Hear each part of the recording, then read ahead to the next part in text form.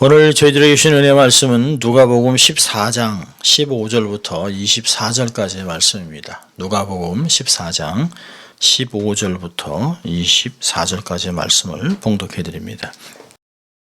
하나님의 말씀을 봉독해 드릴 때 여러분 심령과 귀의 은혜가 있기를 바랍니다. 15절입니다. 함께 먹는 사람 중에 하나가 이 말을 듣고 이르되 무릇 하나님의 나라에서 떡을 먹는 자는 복되도다 하니 이르시되 어떤 사람이 큰 잔치를 배설하고 많은 사람을 청하였더니 잔치할 시간에 그 청하였던 자들에게 종을 보내어 가로되 오소서 모든 것이 준비되었나이다 하매 다 일치하게 사양하여 하나는 가로되 나는 밭을 샀음에 불갑을 나가보아야 하겠으니 청컨대 나를 용서하소서 하라 하고 또 하나는 가로되 나는 소 5겨리를 샀음에 시험하러 가니 청컨대 나를 용서하도록 하라 하고 또 하나는 가로되 나는 장가 들었으니 그러므로 가지 못하겠노라 하는지라 종이 돌아와 그 주인에게 그대로 고하니 이에 집주인이 노하여 그 종에게 이르되 빨리 시내의 거리와 골목으로 나가서 가난한 자들과 병신들과 소경들과 저는 자들을 데려오라 하니라. 종이 가로되 주인이여 명하신 대로 하였을 때 오히려 자리가 있나이다. 주인이 종에게 이르되 길과 산울가로 나가서 사람을 강권하여 데려다가 내 집을 채우라.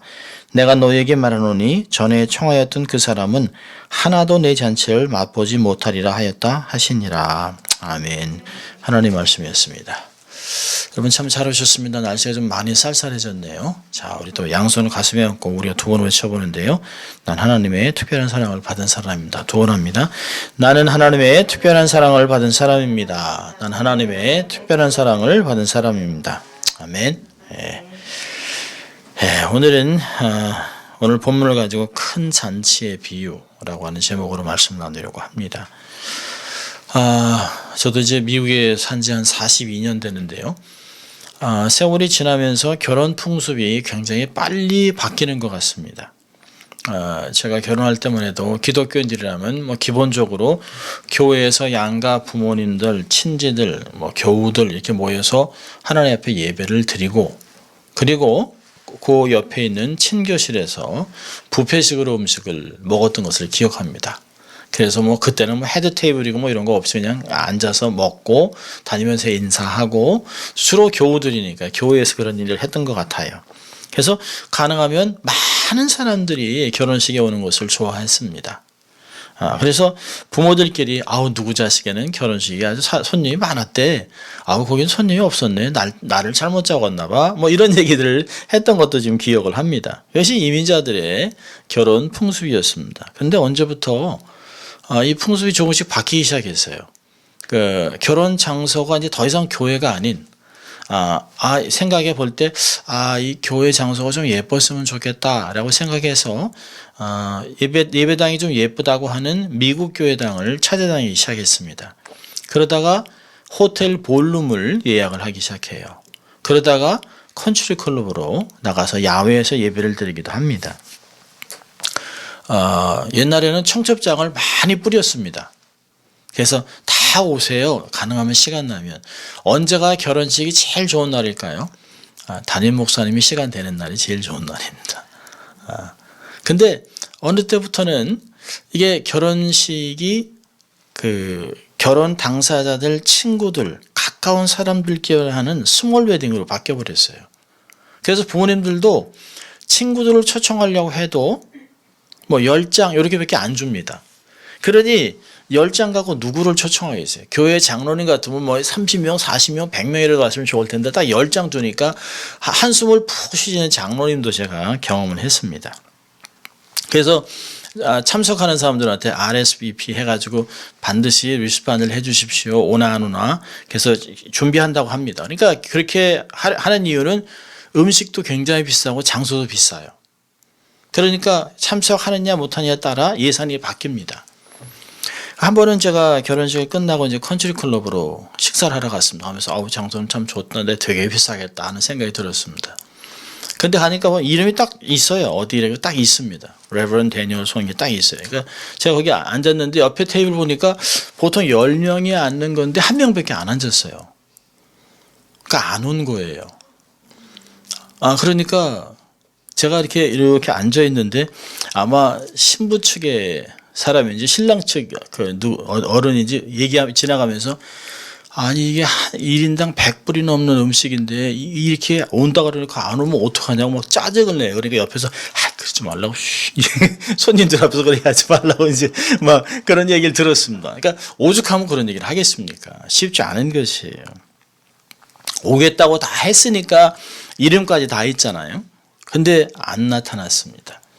뭐 특별한 일이 있었겠죠. 근데 한꺼번에 9명이나 안 오니까 사실은 굉장히 섭섭했을 것입니다. 그래서 그걸 들으면서 아예 교회에서 그냥 편하게 이렇게 친교실에서 앉아서 먹었으면 얼마나 좋았을까 하는 생각을 한번 해본 적이 있습니다. 오늘 예수님의 비유 33번째로 큰 잔치라는 제목으로 은혜 도전을 받으려고 하는데요. 부제를 뭘로 정해볼까 하다가 변명, 핑계라고 이렇게 한번 생각해 봤습니다. 변명, 핑계. 오늘 본문 배경을 보기 위해서 14장 1절로 갑니다. 오늘 14장을 펴보면 1절에 바리새인 지도자가 바리새인이 이제 대표격이 되는 사람이 안식일에 예수님을 집으로 초청했습니다. 근데 누가는 그들이 예수님을 딱히 뭐 접대하려는 의도를 갖고 있는 건 아닌 것 같다라고 하는 서술을 합니다. 왜냐하면 그 뒤에 저희가 엿보고 있더라라고 얘기를 하고 있습니다. 예수님을 초청해놓고 막 대접하려는 게 아니라 뭐 하나 이렇게 생각하고 보고 있습니다. 근데 그 모임이 한창 진행 중일 때 그 자리에 고창병 든 사람이 있는지라. 고창병은 몸에 과다한 액체가 축적이 돼서 몸이 붓는 거예요. 막 그래서 눈도 붓고 막 얼굴이 막 붓고 막 이렇습니다. 근데 우리가 볼 때는 아유 몸이 많이 아픈가 보다 생각할 텐데 유대인은 그렇게 생각하지 않습니다. 유대인들은 무슨 죄를 졌길래 하나님께 징계를 받아서 몸이 저렇게 됐나라고 생각을 합니다. 자, 그렇다면 유대인 율법으로 볼 때 그렇게 하나님의 징계를 받아서 몸이 건강하지 못한 사람을 부정한 사람이라고 하는데요. 부정한 사람이 바리새인의 지도자의 집에 있을 수 있을까요? 없습니다. 자, 그 얘기는 이게 뭔가를 이렇게 함정을 파는 것일 거예요. 함정을. 그리고 예수님이 안식일에 저 사람이 병을 고치나 안 고치나 이렇게 하고 있는 것입니다. 그 바리새인의 두목의 그 리더의 집에 모였던 사람들은 상당한 사람들입니다. 나름대로 그 당시에 상류층 사람들이에요. 그런 사람들이 다 이렇게 보고 있습니다. 엿보고 있습니다. 자, 근데 예수님이 바리새인들에게 이 얘기를 합니다. 3절에 예수께서 율법사들과 바리새인들에게 일러 가라사대 뭐라고 하냐면 안식일에 병 고치는 것이 합당하냐. 그들이 물어보기 전에 벌써 다 아시고 그렇게 물어봅니다. 그런데 바리새인들이나 율법사들의 특징이 뭐냐면 대답하기 싫으면 말 안 합니다. 가만히 잠잠하여. 잠잠합니다. 그러니까 대답 고쳤어요. 자, 그리고 나서 그들에게 얘기합니다. 5절에 보니까 너희 중에 누가 그 아들이나 소나 우물에 빠지면 안식일이라도 곧 끌어내지 않겠냐. 그러니까 또 6절에 대답지 않고 가만히 있습니다. 맞거든요. 선한 일을 한 거지 맞으니까 아무 말 못하고 있습니다. 자, 그런 다음에 또 다른 스토리가 하나 나타나요. 청함을 받은 사람이 누굴까요? 적어도 바리새인 율법사. 예수님 그러잖아요. 3절에 바리새와 율법사. 이런 사람들이 많이 모여 있습니다. 상류층 사람들이에요. 상류층 사람들이 상좌에 앉으려고 자리 뺏게 하고 있습니다. 눈치 보고 있습니다. 제일 좋은 자리는 주인의 오른쪽 자리예요. 그게 가장 높은 자리입니다. 그리고 서서히 이렇게 가면서 왼쪽으로 합니다. 이렇게 쭉 돌아가면서 앉아요. 근데 누가 주인 옆에 앉아야 그래도 자기가 높은 사람이라는 게 그래도 내가 바로 이건희 회장 바로 옆에 앉았던 사람이야. 뭐 이렇게 얘기를 할 수 있는 사람이죠. 근데 서로 상주에 앉으려고 합니다. 그러니까 아이고 주님이 생각하신 거죠. 그러면서 얘기를 합니다. 주님께서 뭐라고 얘기했냐면 혼인잔치에 청혼받을 때 상좌에 앉지 말라. 그랬다가 더 높은 사람이 오면 자리 뺏기면 얼마나 창피하냐. 차라리 낮은 곳을 택해서 말석에 앉았다가 사람들이 아이고 왜 여기 앉으셨어요? 이렇게 상자로 올라오세요 해야 좋은 것 아니겠느냐라고 얘기를 합니다. 자, 이런 얘기를 하니까 11절에 자기를 낮추는 자는 높아지리라고 말씀하시니까 사실 자기들은 따는 얘기잖아요. 그래서 찔렸습니다. 분위기가 막 썰렁합니다.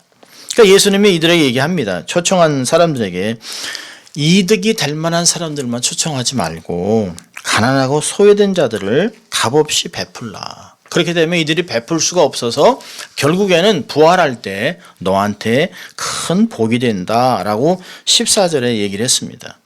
그러니까 분위기가 얼마나 썰렁했겠습니까? 아주 그냥 어수선한 가운데, 아주 싸늘한 가운데 딱딱한 분위기를 참지 못해서 한 사람이 이 어석하고 썰렁한 분위기에 15절에 툭 던집니다. 먹는 사람 중에 하나가 하나님 나라에서 떡을 먹는 자는 복되도다 라고 얘기합니다.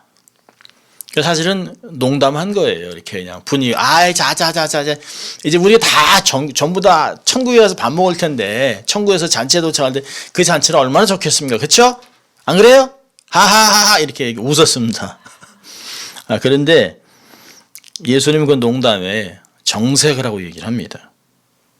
16절에 그 사람들한테 충격적인 비유를 얘기를 해요. 자, 오늘 그 비유의 해석을 좀 잘 보기 위해서 등장인물들을 좀 먼저 살펴보는데요. 큰 잔치를 배설한 분은 하나님이죠. 처음 청함을 받은 사람들은 유대인들. 또 청함 받은 사람들한테 찾아가서 얘기하는 종들은 선지자들과 예수님까지 포함합니다. 그리고 의외의 초청을 받은 사람들 21절부터 22절까지 그들은 약점이 있는 자들과 이방인들입니다. 자, 이것을 기억하고 우리가 이제 비유를 보는 것입니다. 핵심 가르침을 보면 잔치에 초청받은 자들이 있습니다. 16절, 17절 보면 어떤 사람이 큰 잔치를 배설했습니다. 그리고 많은 사람을 청해서 누가는 의도적으로 크고, 이 크다는 메가라는 돈을 썼습니다. 메가, 엄청나게 큰 잔치에 엄청나게 많은 사람들을 청했습니다. 잔치할 시간에 청했던 사람들에게 종을 보내서 오세요, 이제 다 준비됐습니다 라고 불렀다는 것이에요. 여러분, 예수님 당시에 잔치를 하게 되면 먼저 초대할 사람들을 1차적으로 결정을 합니다. 요런 사람 불렀으면 좋겠다. 그런 다음에 이런 사람들이 그날 잔치에 참여할 수 있을지 한번 알아봐라 하고 가서 이제 종이 얘기를 합니다. 오늘 며칠날 참석할 수 있으세요? 그러면 안 된다 그러면 그걸 가지고 다시 조정을 합니다. 그래서 잔치에 준비할 음식량을 잘 예상하게 되죠. 그래서 마을 사람들은 그 잔치에 대해서 수개월 전부터 이 잔치가 언제 될 것이라는 걸 너무 잘 알고 있습니다. 동네 사람들이 그걸 계속 얘기하고 있을 것입니다. 어마어마한 큰 잔치를 벌리는데 그래서 그 초청장은 값으로 환산할 수 없는 것이에요. 굉장히 자기한테는 정말 언어죠. 너무나 좋은 것입니다. 우리가 기억하는 것은 그 유대 문화는 명예와 수치가 굉장히 중요합니다. 명예를 도전했다? 수치스럽게 만들었다? 살인까지 나타납니다. 전쟁까지 나타나는 것이에요. 마을의 다른 사람의 날에 같은 날에 잔치를 벌이면 그건 전쟁 나는 것이에요. 살인 납니다. 또 잔치에 손님이 참석하지 않는다? 그러면 수치를 당하는 것입니다. 그래서 잔치를 열기 전에 미리 동네 사람들하고 다 얘기를 합니다. 이날 괜찮겠습니까? 그 집안에 다름이 없죠? 여기 김씨네는 박씨네는 조씨네는 다 괜찮죠? 그리고 확인을 하고 날짜를 정합니다. 그래서 마을 전체가 그 잔치 날을 정확하게 알고 있습니다. 언제 되고 있다는 걸 너무 잘 알고 있습니다. 여러분 기억하세요. 비유를 계속 공부하면서 잔치는 아침에 시작하지 않습니다. 해가 뉘역뉘역 지면서 시작되는 것이에요. 해가 져가면서 해가 떨어져 가면서 더운 날씨가 수그러들면서 종들이 나가서 이제 잔치할 때가 다 됐습니다. 이제 음식 다 됐어요. 오세요 라고 하는 것입니다. 그걸 기억하셔야 됩니다. 그래서 그 두 번째 손님을 초대하면서 잔치가 다 준비되면 잔치날 오후에 그 하인들이 가서 오십시오. 이제 모든 게 다 준비됐습니다. 오시면 됩니다. 라고 하면 예복을 입고 오면 되는 것이에요. 이들은 잔치에 참석하시오 약속한 자들이랍니다. 자, 여기 비유에서 이미 초청을 받은 사람들은 이스라엘 백성들을 가리킨다고 얘기했어요. 아브라함 때부터 하나님이 이스라엘 사람들은 하나님 나라에 참석할 특권을 주었습니다. 아브라함을 먼저 택하셨어요. 창세기 12장 보면 내가 너로 큰 민족을 이루리라. 땅의 모든 족속이 너로 말미암아 복을 얻을 것이라. 이미 하나님이 그를 초청해 놓으셨습니다. 애굽의 노예 가운데 있던 이스라엘 백성을 출애굽시켰죠. 홍해를 지나고 약속의 땅을 주셨습니다. 모세 이후에 이스라엘 백성들이 계속 하나님의 초청을 거절할 때마다 우상을 섬기러 갈 때마다 돌아오라 돌아오라 내게 오라 라고 계속해서 그들을 다시 초청하셨습니다. 그리고 예수님이 이스라엘 땅에 와서 자기 백성에게 천국이 가까이 왔다. 천국 잔치가 가까이 왔다는 것이에요.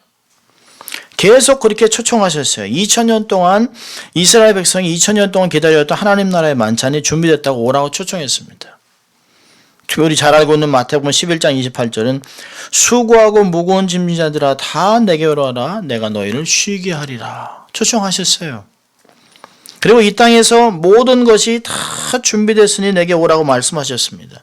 여러분 예수님이 십자가에서 돌아가시면 하신 마지막 말이 뭐죠? 다 이루었다. 잔치가 다 끝나 준비가 다 됐다는 것이에요.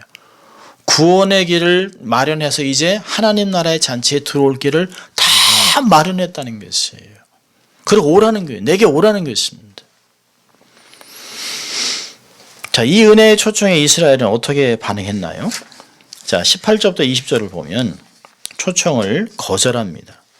이야기는 아주 예상치 못하는 방향으로 흐릅니다. 초대의 특권을 받은 사람들이 멋진 의복을 입고 하인을 따라서 나서면 되잖아요. 근데 18절은 뭐라고 했냐면 다 일치하게 사양하여 거절했다고 얘기합니다.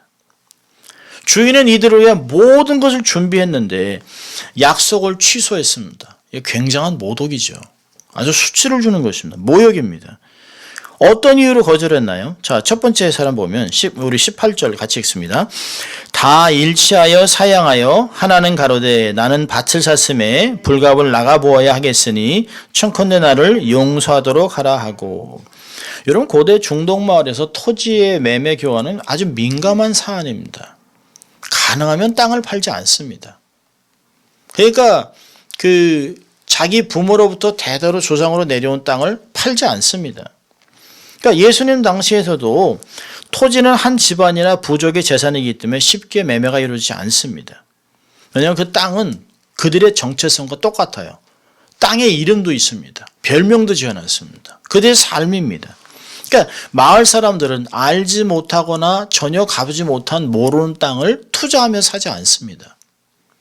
그럼 땅을 사기 위해서는 그 땅을 밟아보고 토질이 어떤지 그동안 얼만큼의 뭐가 있었는지 무슨 유익이 있는지 뭐가 나쁜 것인지 그래서 이 땅을 매매하기 위해서 가격을 조정하기 위해서 부족끼리 앉아서 가족끼리 앉아서 몇 주, 몇 달 어떤 때는 6개월에서 1년의 시간이 걸립니다.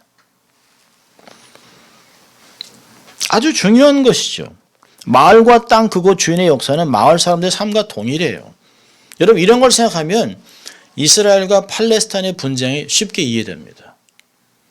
부모로부터 대대로 내려온 땅을 빼앗길 수 없다는 거예요. 피를 흘리면서 싸워가는 것입니다. 여러분 예수님의 비유를 듣고 있는 청중들은 이 초대받은 사람이 말도 안 되는 변명하는 걸 너무 잘 알고 있어요. 밤에 땅 보러 나간다고? 밤에? 아니 이미 샀다며? 사놓고서 문 따서 땅을 보러 가요. 다 봤는데. 말도 안 되는 거죠. 자, 두 번째는요. 19절이요. 19절 같이 읽습니다. 또 하나는 가로되 나는 소 5겨리를 샀음에 시험하러 가니 청컨대 나를 용서하도록 하라. 소 5겨리는 10마리입니다. 그러니까 재정이 있는 사람이에요. 부자예요. 쉽지 않은 사람이에요. 거의 땅이 한 30만 평 정도 있는 사람입니다. 무지무지 부자예요. 근데 지금도 전통적인 방식에 의해서 가축을 매매하는데요. 소의 가치나 가격은 함께 쟁기질할 소들을 보는 것이에요. 둘로 묶어서 멍에를 잘 매나 잘 하는가. 그래서 그거를 소를 파는 사람들은 일정한 시간에 밭에 놓고 모두 소를 사고 싶은 사람 오세요라고 초청을 합니다. 그럼 사람들이 다 소를 테스트해봐요. 몇 번이도 테스트를 해봅니다. 그리고 나서도 뭐 이빨도 보고 귀도 보고 다리도 보고 다 봅니다. 근데 마을의 농부가 이런 시험도 하지 않고 소를 구입했다? 있을 수 없는 거죠. 소를 구입했다는 거 아닙니까? 이미 다 했지 않습니까? 현대판으로 각색을 하면 제가 금방 차를 샀는데요. 지금 가서 시동이 걸리는지 안 걸리는지 한번 테스트해 보려고요. 이거 말도 안 되는 거죠. 밤에. 그죠? 밤에요. 시동도 걸어보지 않고 차를 구입하는 사람이 어디 있습니까? 말도 안 되는 거예요. 자, 세 번째는요. 20절입니다. 하나는 가로되 나는 장가들었으니 그러므로 가지 못하겠노라 하는지라. 앞에 두 사람은 그래도 변명을 했습니다. 양해해 주십시오. 근데 세 번째는 정중한 표현도 안 해요. 그냥 나는 못 가겠다. 그 당시 사람들에게는 아주 충격적이고 수용할 수 없는 표현입니다. 그러니까 이 세 가지 이야기 비유를 들으면서 유대인 사람들은 야, 정말 예의 없고 정말 악하고 주인을 멸시했다고 생각을 했을 것입니다. 자, 그런데 그것이 바로 이야기를 듣고 있던 유대인들이 하나님께 한 행동입니다. 하나님이 만찬을 배설하고 선지자를 보내고 예수님이 잔치가 다 됐다고 오라고 초청했는데 고의로 예수님을 거절했습니다. 얼마나 교만합니까? 자, 그런데요, 21절에 보니까 의외에 초청받는 사람들이 나타납니다. 21절부터 23절까지. 종은 손님들의 의도가 주인을 욕보이고 잔치가 열리지 못하게 하는 것을 금방 깨달았습니다. 우리 주인한테 모욕을 하는 건데. 그래서 빨리 주인한테 갑니다. 그러니까 주인이 듣고 노를 바랍니다. 그런데 이상한 명령을 내려요. 21절을 보면 이렇습니다. 빨리 시내의 거리와 골목으로 나가서 가난한 자들과 병신들과 소경들과 저는 자들을 데려오라. 여러분 이 내용과 비슷한 내용이 마태복음 22장에 왕의 혼인잔치가 있습니다. 그때는 왕이 군대를 보내서 그들을 완전히 다 이렇게 죽여버립니다. 그런 내용하고는 달라요. 화를 냈지만 이 주인은 분을 보복하는 대신에 은혜로 바꿉니다. 아, 그래? 그들을 보복하는 것이 아니라 내버려 두고 그들은 놔두고 가서 가난한 자들과 불구와 눈먼 자들과 저는 자들을 데려오라고 명령합니다. 예수님이 지금 얘기하는 사람들은 누굴까요? 이스라엘의 소외된 계층들입니다. 소위 하늘나라에 들어갈 수 없는 자들입니다. 여러분, 예수님이 잔치를 배설하려 13절에 잔치를 배설하려거든 차라리 가난한 자들과 병신들과 저는 자들과 소경들을 쳐놔라 라고 얘기했던 그 얘기들을 얘기하는 것이에요.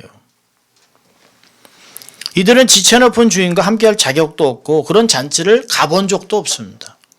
또 초대받을 일도 없어요. 그리고 그 잔치를 보답할 일도 없습니다. 우린 어디 누가 이렇게 떡 한 그릇으로 주면 절대로 빈 그릇을 보내지 않잖아요. 사과라도 하나 담아. 그게 정입니다. 유대도 마찬가지예요. 내가 한번 대접받으면 반드시 갚아야 됩니다. 그런데 이들은 갚을 길이 없어요. 그런데 이들이 기꺼이 잔치에 초대받았습니다. 그러니까 이 큰 잔치에 초대받은 것만으로도 감지덕지입니다. 내가 평소에 이런 초청을 받을 수 있다니 너무너무 감사한 것이에요. 어쩔 줄 모르는 거예요. 그러니까 주인한테 와서 계속 감사하다고 합니다. 감사합니다. 감사합니다. 맛있습니다. 감사합니다. 놀라움을 금치 못해요. 그리고 원래 초대되었던 사람들이 왜 안 왔는지 이해를 못, 아니 이런 잔치 왜 안 오는 거지? 이 사람들이 이해가 안 되는 것이에요. 근데 이들을 초대했음에도 잔치가 남은 자리가 있습니다. 주인은 또다시 새로운 결단을 내립니다. 자, 22절, 23절 같이 볼까요? 종이 가로되 주인이여 명하신 대로 하였으니 오히려 자리가 있나이다. 주인이 종에게 이르되 길과 산울가로 나가서 사람을 강권하여 데려다가 내 집을 채우라. 여러분 21절과 23절은 다른 부류의 사람들입니다. 21절은 그 성 안에 있는 사람들이에요. 유대인 중에서도 소외층들입니다. 자, 근데 23절은 길가 산울, 그러니까 성 밖에 사는 외지인들을 데려오라는 것입니다. 마을 사람들과 어울려 살지 않았던 이방인들을 데려오라는 것이에요. 그러니까 유대인들은, 이방인들은 지옥을 불태울 장자이고 은혜 밖의 사람들이라고 생각했는데 이 사람들을 데려오라고 얘기합니다. 얼마나 깜짝 놀란 일입니까? 유대인들은 아침마다 자기가 이방인으로 태어나지 않은 것을 감사했습니다. 또 바리새인 기도도 보면 그렇잖아요. 나는 저 바리새인 그 세리와 같지 않다. 뭐 이렇게 얘기를 합니다. 죄인과 같지 않다라고 얘기를 합니다. 유대인이 차버린 복을 이제 이방인이 누리게 될 것을 말씀하고 있습니다. 그리고 비유의 끝은 이렇게 끝납니다. 24절에 이러므로 이제 내가 너에게 말하노니 전에 초대를 받던 그 사람들은 아무도 내 잔치를 맛보지 못하리라. 이 화자는 주인에서 예수로 딱 바뀝니다. 그리고 누구한테 얘기하는 것이에요? 율법사들, 바리새인들에 얘기하고 있습니다. 너희들이 이렇게 비유해서 말한 것 같이 거절했기 때문에 잔치에 들어올 수 없다라고 얘기하고 있습니다. 그럼 예수는 이미 메시아 잔치는 시작됐고 잔치는 예수님 당신의 잔치라고 얘기하고 있는 것이에요. 내 잔치에 너희들이 들어올 수 없다. 이스라엘 종교 지도자들은 예수를 거부했습니다. 그렇지만 이스라엘 소외된 자들, 예수님을 환영하고 이방인들에게 확대된 것을 얘기하고 있습니다. 이 말씀을 그대로 사도행전에서 지금까지 계속해서 확대되고 있는 것을 볼 수 있습니다. 자, 그 비유에서 한 두 가지 교훈을 보려고 하는데요. 첫째로는 하나님의 은혜를 기억하라는 것입니다. 하나님의 은혜를 기억하라. 여러분 비유에서 본 것 같이 우리는 하나님 나라의 큰 잔치와는 상관이 없이 삶을 살던 사람들이에요. 에베소 2장을 보면 에베소 2장 한번 볼까요? 에베소서 2장 11절부터 13절인데요. 사도 바울은 놀라운 말을 하고 있습니다. 에베소서 2장 11절 13절입니다. 그러므로 생각하라. 너희는 그때에 육체로 이방인이요 손으로 육체에 행한 할례당이라 칭하는 자들에게 무할례당이라 칭함을 받은 자들이라. 그때에 너희는 그리스도 밖에 있었고 이스라엘 나라 밖의 사람이라. 약속의 언약들에 대하여 외인이요 세상에서 소망이 없고 하나님도 없는 자이더니 이제는 전에 멀리 있던 너희가 그리스도 안에서 그리스도의 피로 가까워졌느니라. 여기에 중요한 두 단어가 있죠. 그때에 이제는. 그때는 하나님과 전혀 상관없는 이방인, 언약이 밖에 있던 사람들, 소망도 없고 하나님도 없고, 근데 이제는 주 안에서는 예수 안에서 그리스도의 피로 가까워졌다라고 얘기하고 있습니다. 여러분 하나님은 모든 것을 다 준비해 놓으셨어요. 그리고 우리의 아픔이나 연약함, 실수, 모든 것들 나무라지 않습니다. 왜 그때 안 믿었어? 그렇게 우리를 나무라지 않습니다. 지적하지 않습니다. 있는 그대로 품어주세요. 여러분 세상의 잔치는 많이 비교됩니다. 막 잘난 사람, 대단한 사람, 대통령, 주지사 이런 사람 앉아있으면 기죽습니다. 어휴, 감사하긴 하지만 그 사람들하고 비교돼가지고 막 이렇게 주눅이 들죠. 우리는 가끔 보면 백인들 사이에도 서도 이렇게 주눅 듭니다. 근데 하나님 나라는 그렇지 않아요. 하나님 나라의 특징이 다르기 때문에 그렇습니다. 로마서 14장 17절 보면 하나님의 나라는 먹는 것과 마시는 것이 아니요 오직 성령 안에서 의와 평강과 희락이라. 평강과 기쁨이 있는 것이란 말입니다. 하나님은 만찬을 준비하시고 우리를 의와 평강과 기쁨으로 채워주세요. 자격이 없는 사람에게 거저 주시는 은혜를 우리가 경험하는 것입니다. 감사하고 살아야 됩니다. 여러분 은혜를 잊어버리면 감사가 사라집니다. 그리고 당연한 것으로 여겨요. 주님 때문에 받는 사랑과 은혜를 늘 기억하고 살아야 합니다. 받은 은혜를 쏟지 않도록 노력해야 됩니다. 넘치는 은혜를 사실 유지하면서 은혜를 나누며 살아야 합니다. 우리가 중요한 초청을 받으면 대개 we mark the calendar. 캘린더에다가 오늘 며칠 누구 이렇게 딱 해서 알람까지 설정을 해놓습니다. 띵 이렇게 옵니다. 주님의 초청을 잊지 말아야 합니다. 주님은 다시 오세요. 그리고 주님 우리를 초청해 놓으셨습니다. 주님의 부르심에 핑계대면 안 돼요. 변명하면 안 됩니다. 적당히 타협하면 안 돼요.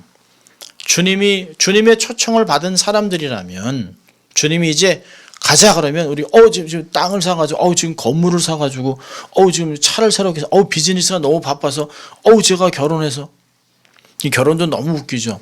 몇 달 전부터 했는데 밤새 결혼했다는 거예요? 아니잖아요. 그리고 말도 안 되는 변명들을 갖고 있어요. 세상적인 쾌락이나 뭐 재물이나 집착하면서 제가 너무 바빠서 예배드리기도 힘들고 말도 안 된다는 것이에요. 주님의 부르심에 절대로 핑계대면 안 됩니다. 자, 정말 찬송가 405장은 나 같은 죄인 살리신 그 은혜 놀라워. 원래 영어로는 Amazing Grace잖아요. Amazing Grace. 하나님의 은혜가 너무 놀랍습니다.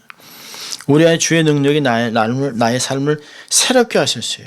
주의 은혜가 변함없이 신실하신 주의 은혜가 내 삶을 새롭게 하고 있는 것을 잊지 말아야 합니다. 은혜가 은혜되게 하는 것, 그게 중요한 것이에요. 자, 두 번째로는 하나님의 잔치는 계속된다는 것입니다. Show must go on. 아무리 사람들이 거절해도 초대받은 사람이 거절해도 잔치는 취소되지 않습니다. 초대받은 사람이 취소했다고 오늘 잔치 그만둬 그러지 않습니다. 하나님의 잔치는 그렇게 되지 않아요. 계속됩니다. 오늘의 비유는 하나님 나라의 현재와 미래를 보여주는 것이에요. 하나님의 나라는 누구나 결속 사유가 있다고 여기는 소외된 자, 쫓겨난 자, 이방인들을 위해서 계속 열어놨습니다. 잔치는 계속 진행되고 있어요. 계속 부르세요. 얼마나 하나님의 잔치가 크냐면 아직도 빈자리가 있습니다. 아직도 여유가 있습니다. 누구도 와서 앉을 수 있습니다. 하나님은 지속적으로 부르세요. 하나님은 오래 참으심으로 부르세요. 하나님은 은혜로 부르세요. 하나님은 완벽한 준비를 마치고 부르고 싶습니다. 삶에 필요한 모든 것이 다 준비되어 있어요. 하나님의 식탁은 너무너무 풍성합니다. 하나님 잔치에 참석한 자들의 고백이 동일합니다. 여호와는 나의 목자시니 내게 부족함이 없으리로다. 시편 23편 1장에 읽는 말씀입니다. 하나님의 잔치를 위해 내가 할 일이 아무것도 없습니다. 하나님의 잔치에 참여하기 위해서 준비해야 할 것, 예물 아무것도 없습니다. 그저 가면 되는 것이에요. 감사합니다 하고 네 하고 받아들이면 되는 것입니다. 이미 만세전에 우리는 다 초청장을 받은 사람들입니다. 에베소 1장 3절은 얘기합니다. 만세전에 그리스도 안에서 우리를 예정하사 하나님 복을 주셨어요. 그러니까 이미 다 초청을 받은 사람들입니다. 이젠 두 번째 초청을 기다리고 있습니다. 사실은 우리는 매 주일마다 하나님 나라의 잔치에 초청을 받는 것이에요. 말씀의 잔치에 초청을 받는 것입니다. 감사함으로 오는 것이에요. 어떤 사람들은 이런 얘기 합니다. 교회가 너무 많아요. 누가 또 개척한대. 교회 너무 많아. 아니요, 그렇지 않습니다. 어떤 사람은 한인 이민자들의 기독교율이 70% 넘는다고 하는데 아닙니다. 통계적으로 보면 한국이나 여기나 15%를 넘지 않습니다. 물론 안 나가 교인들 그다음에 신앙생활 안 하고 등록만 하고 안 나가는 이런 사람들은 사실 아니죠. 한국도 사실은 15%가 넘지 않습니다. 아직도 복음을 듣지 못한 사람이 너무 많아요. 천국 잔치에 초청할 사람이 주위에 너무 많습니다. 너무 많습니다. 들었어도 여전히 변명하고 있는 자들이 많습니다. 모태신앙으로 자랐지만 교회를 떠난 자들이 있어요. 선민인데 하나님을 버린 유대인들도 있어요. 우리는 종들과 같이 거리로 나가서 강권하여 천국잔치에 초청을 해야 됩니다. 불지옥으로 떨어진 사람을 막고 서야 됩니다. 절로 가면 죽어요. 안 돼요. 그 사람에게 불편해 보이는 것 같지만 그 사람이 글로 가면 죽기 때문에 멈춰서 안 돼요. 그러면 안 됩니다라고 얘기를 해줘야 되는 것이에요. 천국잔치에 초청을 해야 합니다. 모든 것이 준비됐습니다. 그냥 믿으시면 됩니다. 예수 믿고 오시면 돼요. 라고 우리가 얘기할 필요가 있습니다. 있는 그대로. 내가 좀 더 변하고 좀 더 알고 아니요. 있는 그대로. 그 자리에서 주님께 오도록 초청하는 것이 너무 중요합니다. 그래서 오늘도 사실은 우리가 이런 초청을 종들과 같이 예수님이 하셨던 것 같이 선지자가 했던 것 같이 이제 하나님의 나라의 잔치가 이제 곧 열립니다. 다 준비됐습니다. 그냥 오시면 됩니다. 초청하고 살아가는 우리가 될 수 있기를 주의 이름으로 축원합니다. 기도하겠습니다. 하나님 아버지 감사합니다. 오늘도 저희를 이렇게 말씀으로 초청하시고 하나님 우리에게 미리 초청장을 보내시고 또 예수님을 통하여 천국을 약속해 주신 주님 감사합니다.